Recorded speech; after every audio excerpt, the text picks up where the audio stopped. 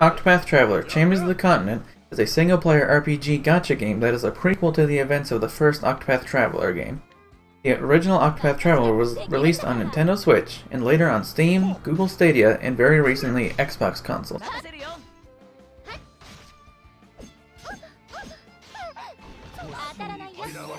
Both games feature similar battle systems, the same HD 2D style, and more. In short, Octopath Traveler has you going through the events of Orstera, the continent everything takes place in. The battles have the break and boost mechanics, where you reduce enemy shield points using the correct weapon or element in order to break them, causing them to lose their turn and take twice as much damage.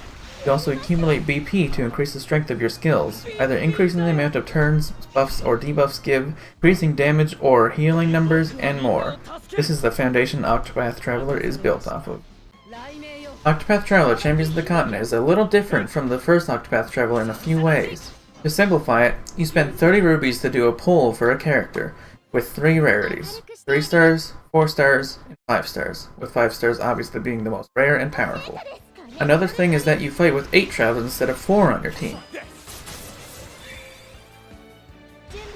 Each traveler also has their own skills, with only 3 slots to put them in to use in battle.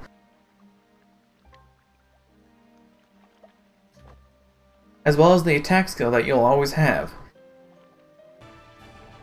JP is also different, as you gain JP every time you level up, which you can use on your travelers' JP boards.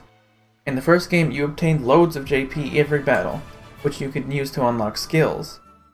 A few more changes are, there are no secondary jobs you can give your travelers.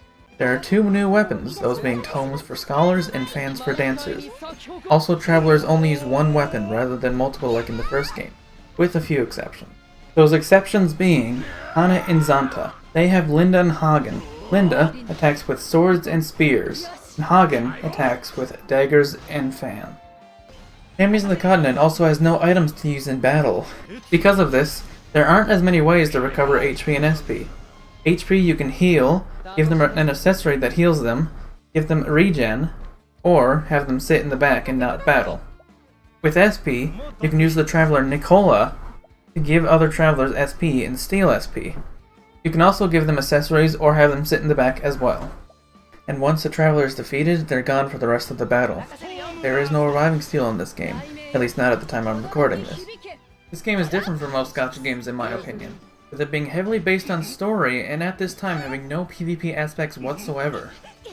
Game story is based on the Champions of the Continent, them being the Champions of Power, Titus, Wealth, Helminia, and Fame, August. By the way, these are rough translations from what I know.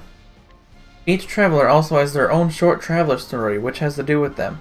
The game also has daily hunts that you can do to get lots of EXP for your travelers, as well as get items to increase the max level of your travelers, and even items to class up your travelers.